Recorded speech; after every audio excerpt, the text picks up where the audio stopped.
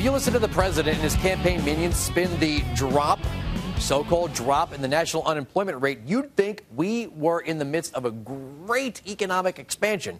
You'd think Reagan got elected. They're spewing talking points like Obama's brought us back from the brink of depression. He's fostered green energy jobs, and he did it all while saving General Motors from extinction. Oh, wait, and we can't forget Osama bin Laden is dead. There's just one problem. The 7.8% unemployment rate is exactly, to the letter, where we were when the president took office. It's actually worse when you add up the numbers. We spent $862 billion on a failed stimulus package. Don't forget the $90 billion on green energy and the $50 billion on General Motors, and racked up $6 trillion in debt to get back to where we started. Sounds like the progressive pseudo-intellectual model for success. So pop the corks. So while the federal government is spending trillions, some states are actually working to make government smaller. Take a look at Wisconsin. They took on the powerful teachers' unions, cut spending and regulations, and did it without raising taxes. It adds up to a projected $154 million surplus in 2013 for the state. Liberal Haven, California faces a $16 billion deficit for this year alone. I think we all know which approach works best.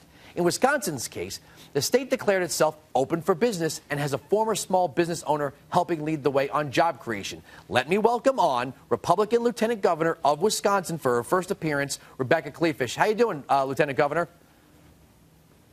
I'm doing great. How are you? I really have a dumb question here. How is it that a county judge can in any way, shape, or form uphold a state law? How is that possible?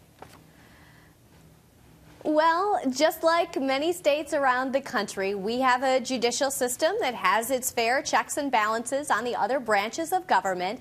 And so right now, you're right, we do have our Act 10, which is the budget repair bill that a lot of folks around America know as our signature piece of legislation in the Walker-Kleefisch administration, kind of on hold.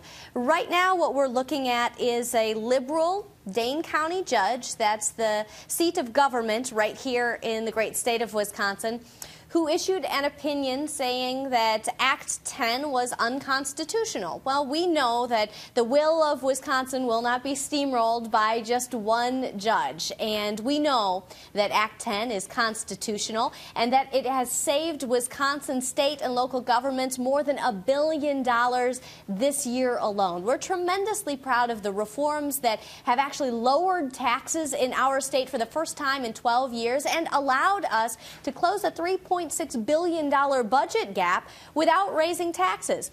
We're very proud, and the taxpayers and the hardworking families of Wisconsin are very proud of what we've been able to accomplish together, and we know that this will be upheld when it eventually, we imagine, reaches our state Supreme Court. Is this Dane County judge citing the United States Constitution or the Wisconsin State Constitution?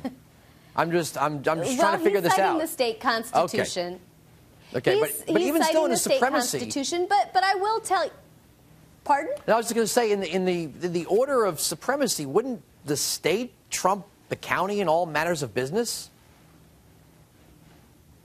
Well, but it has to go to a county appellate court right now, and that's where it is. And we are asking for a stay in this case so it doesn't throw all of our school district and county and municipality budgets into chaos, which is what we imagine our opponents would actually like to see happen right now. But that's what exactly the opposite of what we want to see happen, because we know that those entities need certainty the same way our small business owners need certainty. And that's why we did this from the very beginning, to give our employers, our small business owners who create between 60 and 80% of new jobs, the certainty and the stability that they need in order to feel comfortable taking their dollars out of the bank and putting them into their workforce. We want them to know what to expect, have the predictability in order to feel comfortable creating jobs in the state of Wisconsin. As we recover from this recession, we want to put it on fast forward, not rewind. And unfortunately, that's kind of what the President of the United States has done.